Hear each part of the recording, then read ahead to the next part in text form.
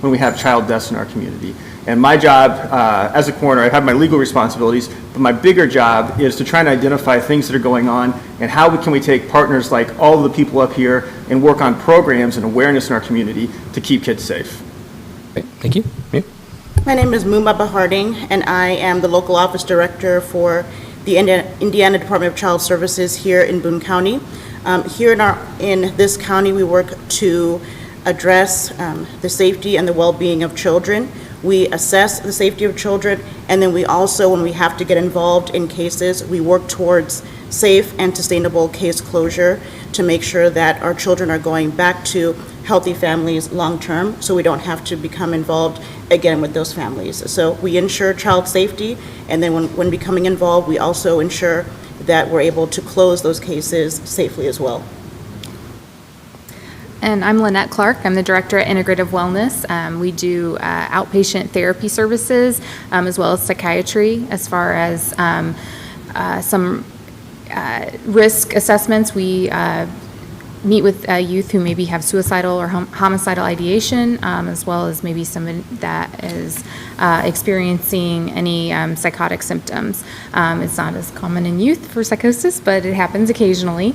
And sometimes that's a correlation with maybe some trauma that has occurred.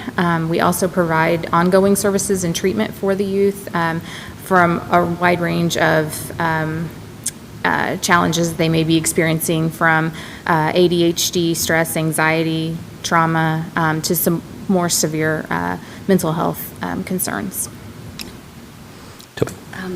Mayor Gentry, nice to meet you. Thanks for hosting us. I'm Toby Stark. I work to prevent child sexual abuse, predominantly in amateur youth sports, but I also work with youth serving organizations, school systems, and parents. And I provide child sexual abuse prevention training, but I also work with organizations on their youth protection policies and procedures. And over the last many years, it's been wonderful to partner with Sylvia's Child Advocacy Center as that organization has really integrated prevention into the community.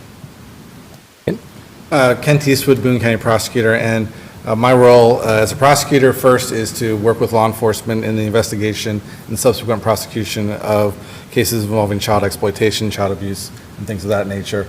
I also serve as the board president for Sylvia's Child Advocacy Center, where we work with, as Toby mentioned, prevention. And we also are part of the investigative process, and when we interview children in a safe environment after they've been involved in some type of abusive situation.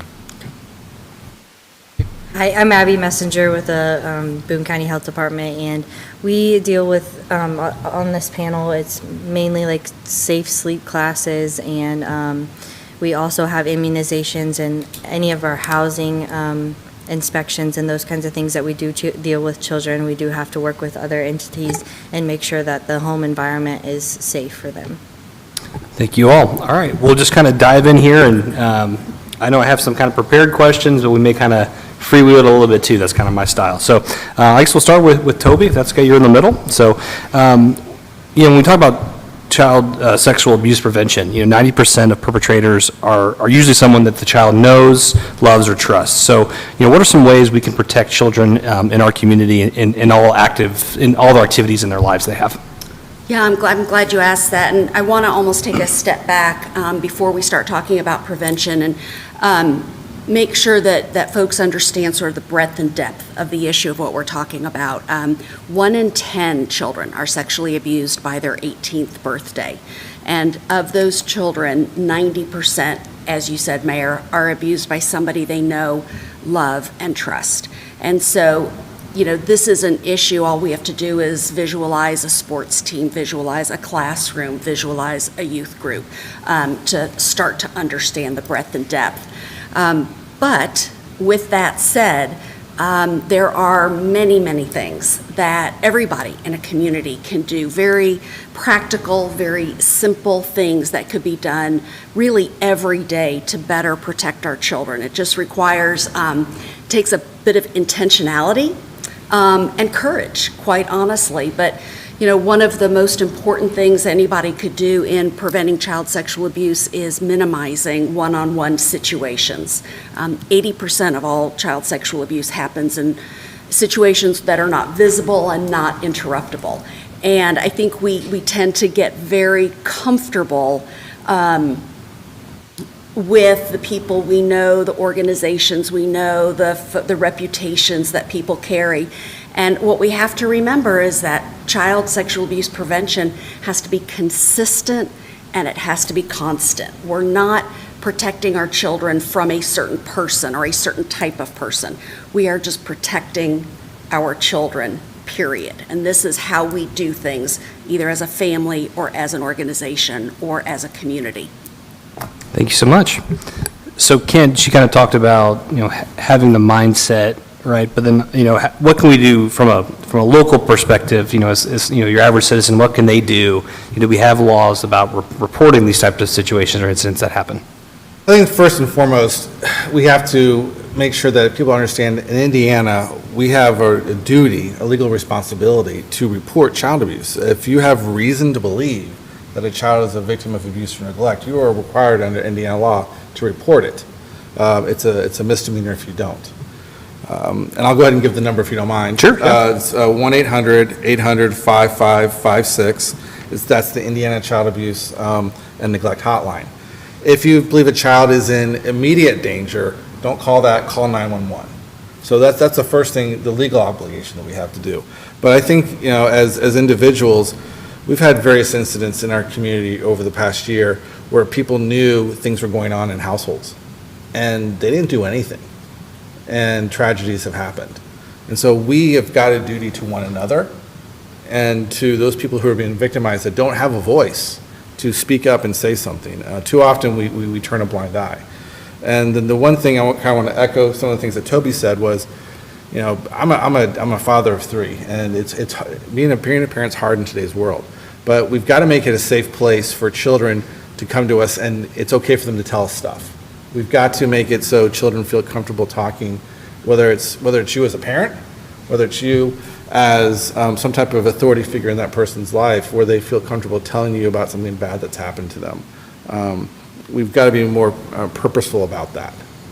So when someone calls that number, though, what does that process look like from your end, right? Yes. They call the number, like, how does it get to you? How do they work that process? What will happen is they'll go in, and then they'll go through DCS, and then it'll be farmed out to the local counties. Depending on the nature of the allegation, it kind of depends. So if it's deemed emergent or something that's where the child is currently in the care, possibly of that person, law enforcement will get involved. So we'll work hand in hand with DCS to immediately take care of those, look into those.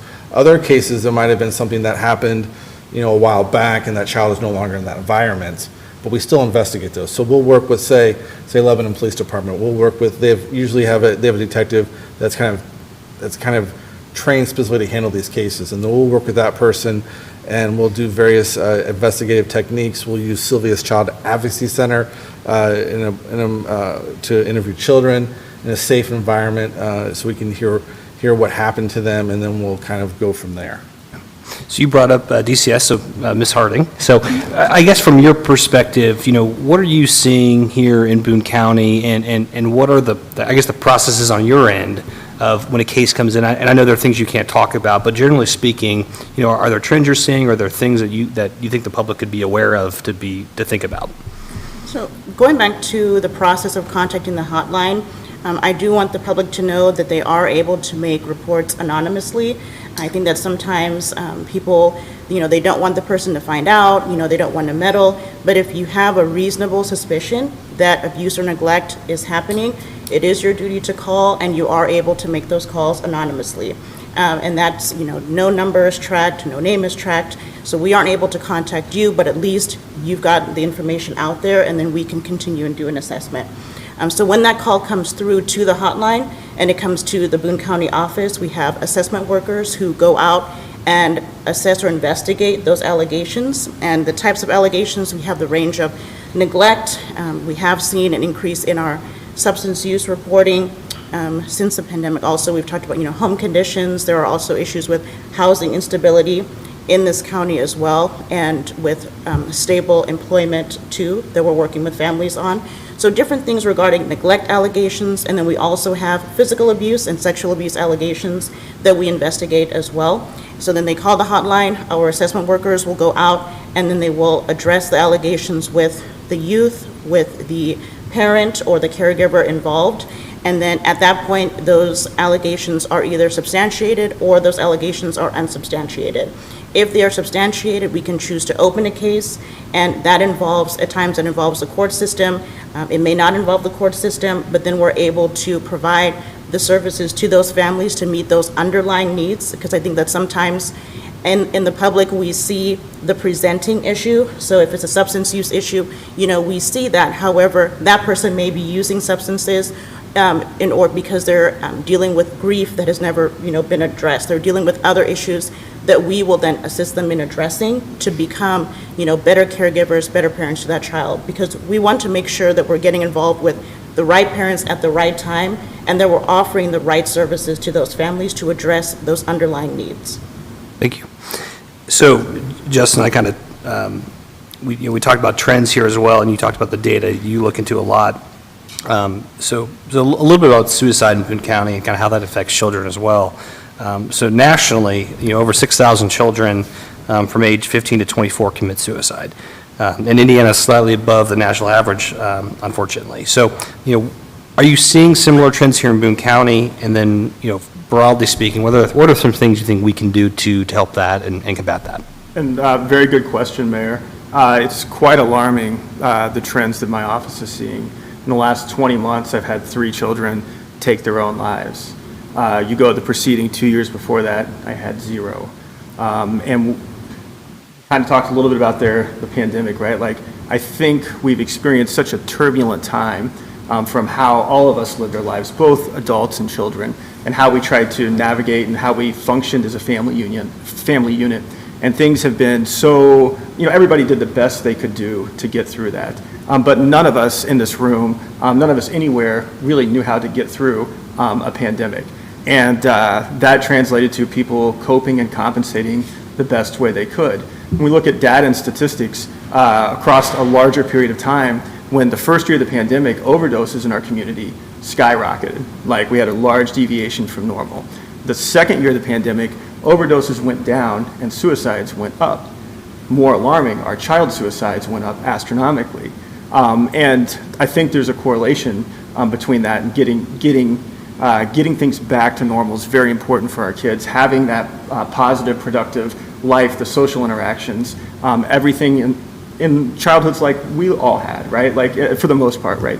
So it's been a very rough couple of years. I think we're starting to see some early data this year that things are calming down a bit. I'd like to get through a year or two and say that that was an anomaly in our history, but working together as partnerships, having these conversations, right? Mental health and substance abuse are difficult conversations for us to have. They've been taboo for so long in our community. For us out here and for our parents out there to be okay to talk. Going to therapy, that was something that was challenging. I had one of my daughters say, I want to talk to a therapist. What's going on? I just want to talk to a therapist. And we've encouraged that and built that openness into our communications. Maybe it's not my deal to know, right? I need to know, but I need to know. But what she was bold enough to come to us and say, I want to talk to somebody. We're facilitating that. And to me, that's breaking some of that stigmas in the past. And the level of communication amongst providers and the openness of the mayor to sit with us and broadcast this and for you all to be here, that's huge. And I think if those are good basic steps for us to do. So you mentioned dealing with COVID and kind of a change in kind of the normalcy. So I guess, Lynette, are there things that parents should be aware of and thinking about and looking for in their children when it comes to dealing with really challenging circumstances that are deviating what they're typical used to? So are there warning signs that we can look for like it? Yeah, definitely. I think the biggest thing, each youth is different in how they present and how they function. And so just being aware and knowing what that functioning is as a normal baseline for that youth. And if things start to look differently for that person, then it could be just asking questions, being there, providing space for that person or for the child to have a conversation. But if that doesn't really do the trick, I would say then you might want to look, a little further, and it could be a situation where you want to explore some support services for the youth. We're seeing an increase in just anxiety and stress overall, in addition to trauma, and that's come out in a variety of forms. Whether that be, the trauma that someone has experienced from what has happened because as a result of the pandemic, and sometimes even not. So just a lot of trauma in addition to those other things. But I think that, parents just being aware of that, or even teachers or, adults in the young person's life, can identify usually if they're sleeping more or not eating, or maybe it's the opposite problem. So we just want to be aware and make sure that we're having conversations.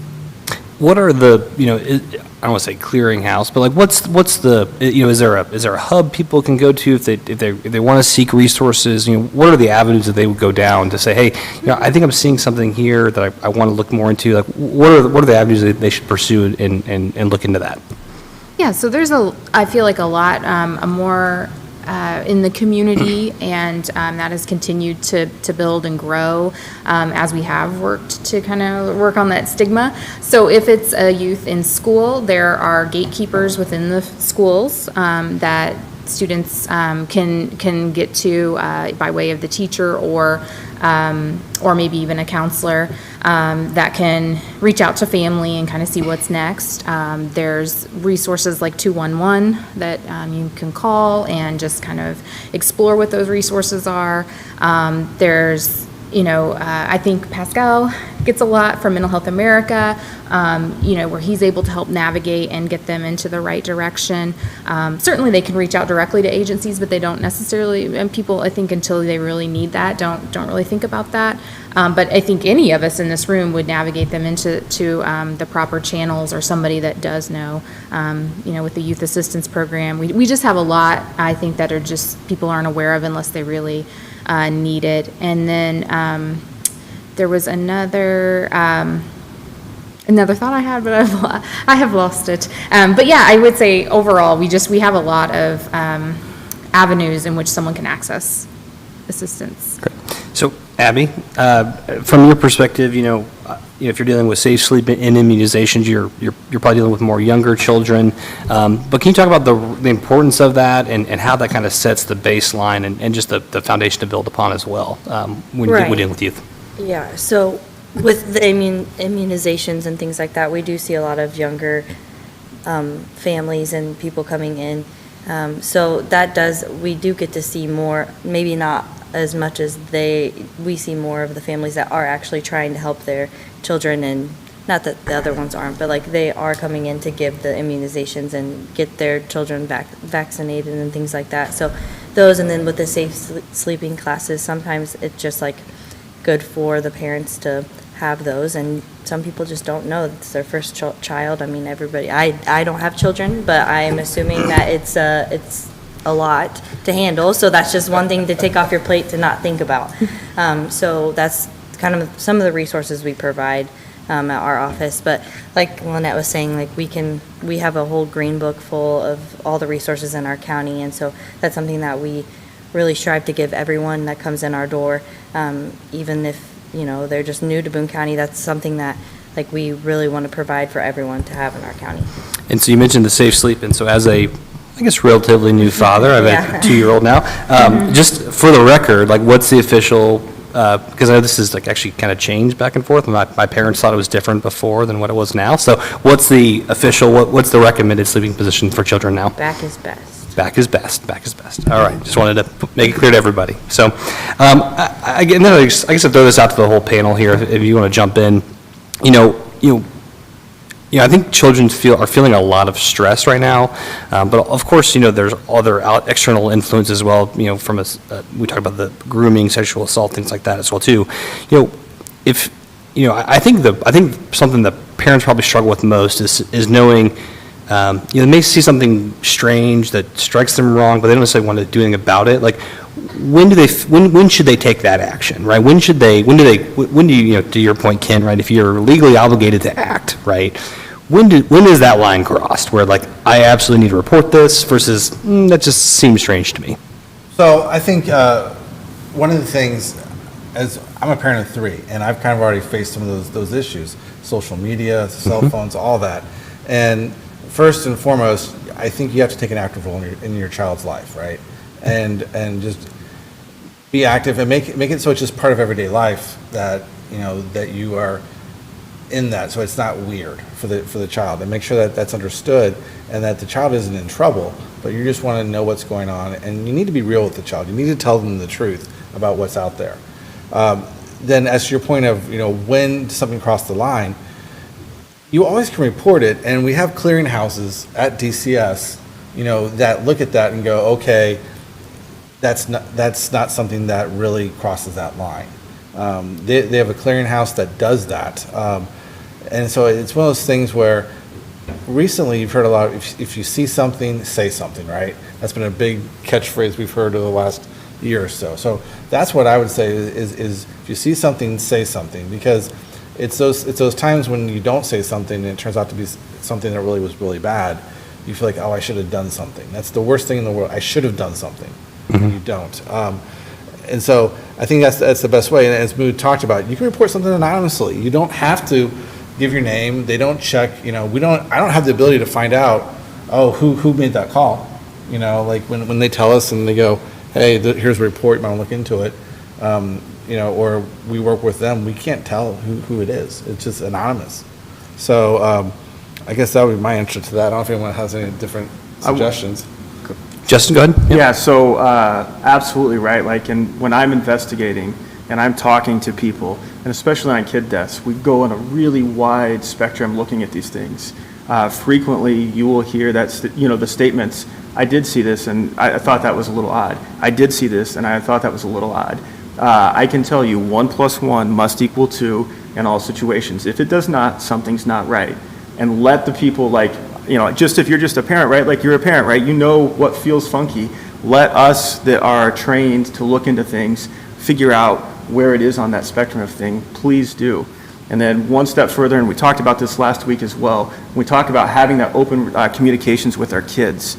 Your kids are incredible barometers to what's going on there, and they're really good at not telling us, but they know what's going on at a kid level. So if you've got that good communication with your kid and your kid mentions something's not going on well with one of their friends, right? It's okay to facilitate that conversation as well, right? Legitimately, and this sounds cliche, but it's valid. Your bringing something forward has the ability to save a life, and maybe not save a life, but impact a child's life positively and get them out of a dangerous environment or bad environment. So please feel comfortable making that call and letting us know so we can get the right people looking at things. Speaking specifically to child sexual abuse prevention, I don't know that we inherently recognize the warning signs. Sometimes it's those things that give us a bad feeling in our gut, make the hair on the back of our neck raise up. And so I think the most important thing I would encourage the community to do is to educate themselves on child sexual abuse prevention, warning signs, how to respond. And Sylvia's Child Advocacy Center regularly has trainings in the community. And that way you can start looking at sort of the constellation of warning signs that you might be seeing. And hopefully increasing communication in the community on this topic. And so people can be having conversation. But I think we have to take the initiative and take the step to educate ourselves so we know what we're seeing, we know what we're hearing, we understand what we're feeling. Any other thoughts from anybody on that? I have Kent brought up the saying, if you see something, say something. I have another saying too that we're talking about, is that don't just be a reporter, but be a supporter. And you had talked about, Mayor, that, we've been struggling. These last few years have been really tough. We really need to go back to being neighborly. to one another, and to really, if people are struggling, if, you have a new parent out there that's frustrated, oh, my kid won't go to sleep, they won't eat, if you have that experience, talk to them about different strategies that work, because the last thing that Justin or I, we want to deal with is, a child death because a parent just got so frustrated that we reached the point to where the baby was shaken or something else happened. I mean, we really need to support one another in the community, our neighbors, our friends, in, whatever we can do to assist, because we may have expertise that maybe some other person doesn't have, as a parent, as a caregiver, as a friend, that may in the long run really help that child and help that family. So it's not just looking for opportunities to get the system involved, but also, even if that person is involved in a case or involved in an assessment, how can you as a neighbor be a support to them? As a neighbor, as a relative, as a friend, be a support to where if that case closes, they have a stable person in you to go to for that support. Because DCS won't always be there. Providers, won't always be there to provide counseling, or in those times at 2 o'clock in the morning when that parent is struggling. So who will they call when they really need that support? And that's where being neighborly, being a friend, being a great family member to those families, to those kids is really important also. Thank you. I'll just direct this one to Kent now. So, we've seen a couple, over the last, I'd say, 5-10 years, you see a lot of these high-profile cases that come through, right? Just things that are hard for some people to imagine, right? How do you approach cases like that if they come up here locally? And what does your team look like to try to, reporting is one thing, but then once it happens, right, how do you address those? Well, one of the things we're actually in the process now is trying to create a child exploitation full team task force style. Currently, we have specialized detectives at each jurisdiction. But since the pandemic, child exploitation cases have risen in the last 2 years by 110%. It's been staggering. We have a backload. We have a backlog of cases of 52 of child exploitation style cases that we have to get to. It's reasonable for a detective maybe to get through 18 to 20 a year. So it would take us, for one officer, it would take him over 2 years just to get through that backload with no new cases, right? So we're actually in the formation stages of kind of bringing more of a task force mentality to it. Instead of having one person in each jurisdiction, take a task force, put it together, and 4 or 5 detectives work as a team throughout the whole county. So what we do is they're able to support one another. They're able to be the partners on cases. And people can take vacations and not worry that their cases are going to go missing in that jurisdiction. So that's something that we are actively pursuing right now at the local level. But we do have two officers who are ICAC affiliated, which is Internet Crimes Against Children. Right now we're in the process of getting other implements for that. But right now, we do have a full-time deputy prosecutor assigned that just does child exploitation, child molest, child abuse cases only. And we have 4 detectives countywide who just do those types of cases only. And so we try to work as a team, and we're going to try to facilitate even making it a more formalized process. I guess this is for the whole board. I mean, do you feel like that cases like this have increased in recent time, or are we just getting better at either recognizing it or finding these? You hear stories. Again, big organizations, right, that have histories, Catholic Church, Boy Scouts, things like that, right? Has this been happening constantly? We're just getting better at recognizing and finding it, or do we feel like there is actually an increase in this type of behavior? And if so, what's causing that?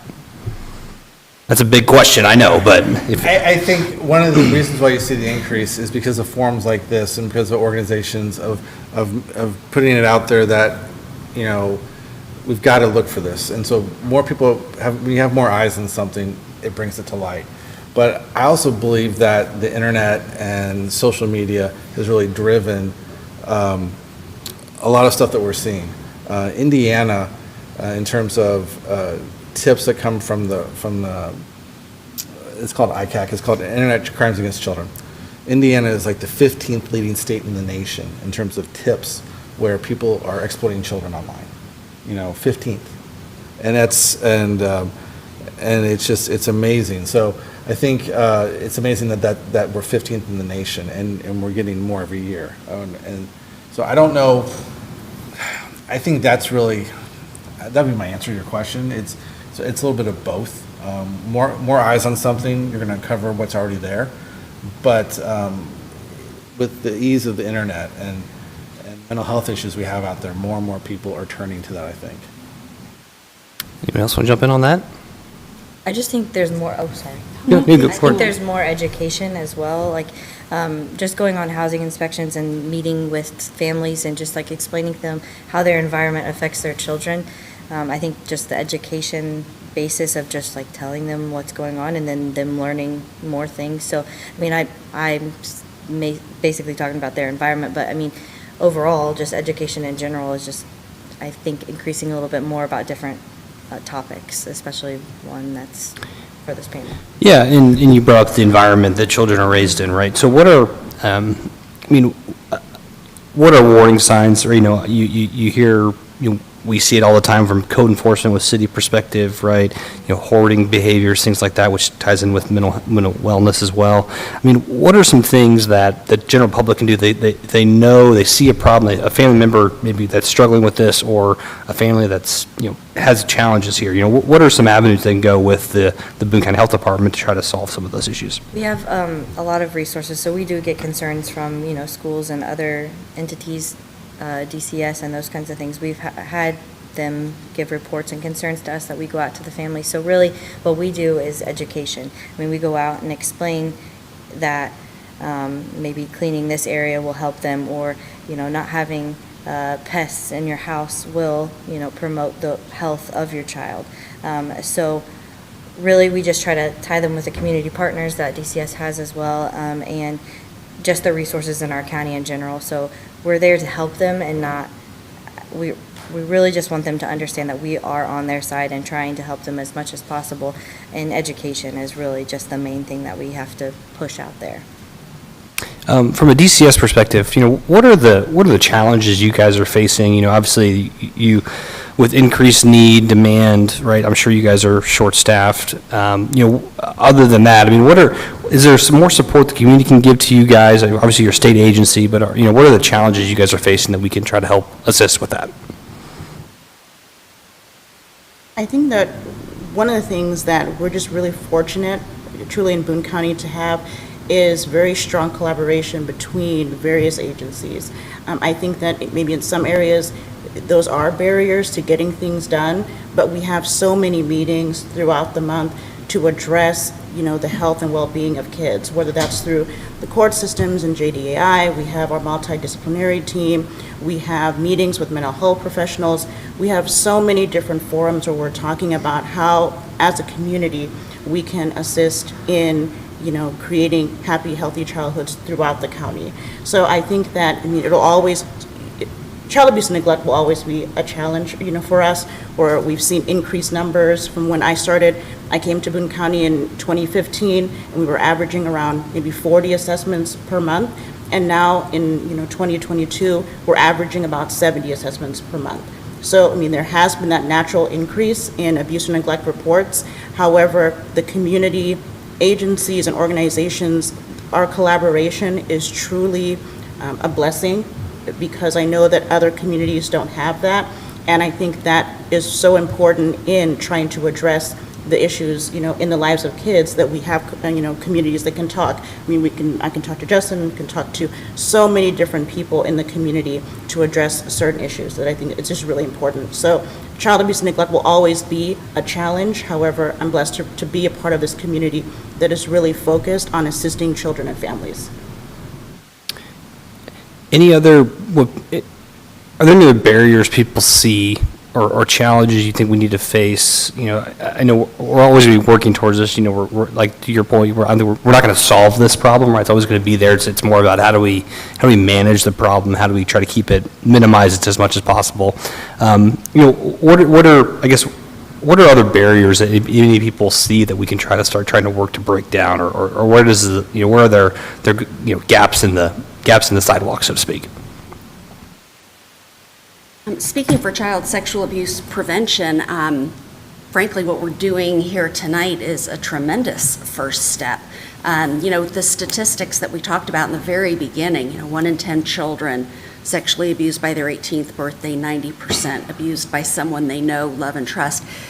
That is really difficult to think about. That is painful to think about. It's hard to get our head around that somebody we know, love, and trust may intentionally be hurting our children. And so, quite honestly, a conversation like this is really the very first best step, because I've always said silence is a perpetrator's most powerful weapon. They are counting on us being uncomfortable or afraid to talk about this. So awareness, conversation, and stepping through our fear and discomfort, because I'd much rather be uncomfortable doing child sexual abuse prevention than uncomfortable because my child just came and disclosed abuse to me. I think the other thing, I'm sorry, Okay. for the community is, and this kind of goes to Lynette, is making sure that people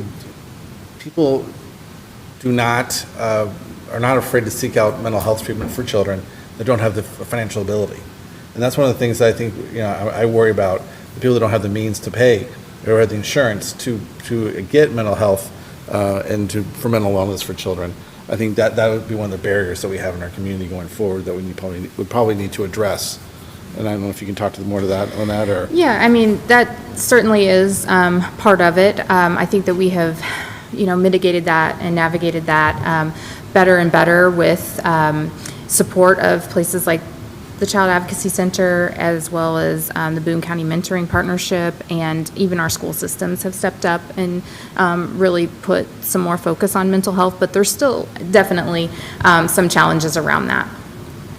The other piece that I see is continuing just kind of what Toby said, just this continued discussion about any of our challenges to help decrease that stigma, and I think that is getting better. I think we've got plenty to go, but it's getting better to the point, and I've seen a shift in the people reaching out, which I'm so thrilled to see that, but it kind of creates that other problem. You kind of hit on it a little, Mayor, when you were talking to Moo about staffing, and so we have a large team of therapists in this community, but now it's not enough, and it's not enough to address the needs as quickly as that they're coming through. We certainly are doing a lot of crisis assessments and keeping up on all of that in real time, but the ongoing treatment can be challenging from adequate space to actually attracting folks here that are professionals. These are licensed, very highly trained individuals, as well as psychiatrists, and we've got to have adequate means to provide the services that are necessary to individuals. But I am glad to see that things like this are occurring and we are able to continue to work on that barrier of stigma. I think that's a great step forward, but yeah, definitely some other barriers we can address. And I think adding the collaboration is such a key to this, right? Like, when I first started looking at this problem, it was so overwhelming. Like, how do you attempt to address this? Started having conversations, and I think Boone County is incredibly fortunate to have such a wide variety, like all the pieces are there, right, for us to take that big first step and keep taking that step. And there's an interest in keeping our kids and our families well. And so the collaboration's out there, and if people are interested, there's plenty of places where we can get education, get some training. You can contribute to a lot of these agencies and just continue to help. And we talked about being neighborly. I live in the country. It's hard for me to be very neighborly. But being able to have those tools and those skill sets and be able to participate and engage. And if we all just do a little bit more, we're all going to make another difference. And hopefully that difference, it makes a giant impact. And for everyone who gets to see this, for those of you that have been participating, it's awesome to see that. And we thank you very much for that. Any other thoughts on that? Okay. I guess, as we kind of start to wind down here a little bit, but I guess something that I've struggled with, in my position as mayor, right? People people come to me with problems, right? And we want to solve problems. We try to make Lebanon the best place it can be, right? But a lot of these things, they cut across all demographic lines, right? You can't, they have this, pick the, obviously Zionsville is a very affluent community. They have problems in Zionsville as well, right? Lebanon, we're a little more blue collar in Lebanon, right? But we have problems here too. So I guess that's something that, if you guys could expand upon and talk about, but there isn't a magic wand to this, right? And it's something that we always are going to have to be dealing with and processing and going through. And, it always, whenever Ken brings a case against someone, everybody gets all up in arms about it. And, but it's a good thing that we've recognized it and we're addressing it. But there's still more work to do, right? And it's never going to end. I think that's the thing that is frustrating for me, that people want to see resolution. But as we bring more attention to this and we're more successful with it, right, there are going to be more kind of public cases of this happening. So you also don't want the misperception of where it's not talked about, right, but it's actually happening, right? So that's kind of, I think it's kind of a double-edged sword a little bit, right? As we are getting better at addressing this, it becomes more public, right? So how do we kind of balance those two things and really, I guess, change the narrative about this? When Ken does bring charges against someone, right, that's a win. That's not that person, they're going to face the repercussions of their actions, right? But that benefits the whole community, right? But it's not a negative on our community. It's actually a positive that we're fighting this. I think changing the narrative first begins with praise of the people that come forward, making sure that if we have a child sexual abuse case, that we don't. I mean, we'll talk about the defendant, the person charged, but we talk about the strength of the child to come forward, the strength of the children that come forward. We had a very high-profile case here out of the hospital. The heroes of that case were not the law enforcement officers, were not the prosecutors in the case, were the children that came forward and told us about the abuse that they suffered. Those are the true heroes, and that's how we change the narrative. Is we make sure that people understand that, and we also make sure that other children hear that it's okay to come forward, and those children that do, they are the heroes. And so that's the first thing I think in changing the narrative. I always hate when they put defendants' pictures on the front page of the paper. I hate that. I don't want to glorify what they did. I prefer to talk about the true heroes of cases. So I guess that would be. I think that's something that I like to see more of. Do you? And this kind of is a pretty technical question for you, I guess. But do you think the sentencing that's standard set by the state is strong enough in cases like these, right? I mean, that's something. I mean, I don't want to be glib about it, right? But you hear some people are like death penalty, right? So it's like, how do you, right? I mean, I think I'm just as frustrated as other people in the community with sentences that we receive on various types of cases. Sentencing first begins with the legislature and what they attribute to a crime, and all that. So I would like to see professionally. I do think we've gone a little backwards in terms of some of the sentences that we receive. The only thing that my office does, we attempt to advocate for the best sentence possible. And our most important thing is to protect the community and other people, so that in the event this person reoffends, and holding that person accountable. I would like to see stiffer sentences available to us, and then also maybe applied more by judges, but yeah. Not exactly your job always, right? Yeah, I only can give we only can present the evidence and make and advocate for that. It's up to the judges to sentence them or the legislature to change the law. So yeah. Just a kind of final question here. I'll kind of present this to the whole board as you kind of go down the line. What do you think the number one thing that a community or an individual can do to make a child's childhood happy and healthy, right? What's the number one thing in your mind, from your perspective, that they can do to set that stage for them? I'll start with you, Abby. Like I've said education so many times, but I agree with that. I mean, just educating themselves and helping educate their children overall, just with different aspects of life. Don't be afraid to fail as a parent. You know, just be there and be present. I'm a father of three young boys, and it's about being present and then not being afraid to fail, you know, and being there for them. Yeah, I think it's walking through our discomfort, because really, no matter what we're talking about on this panel, we're talking about offering help, asking questions, making a report, and that's all really uncomfortable. And so I think if we can walk through our discomfort and do what the kids of the community need us to do, we'll make great strides.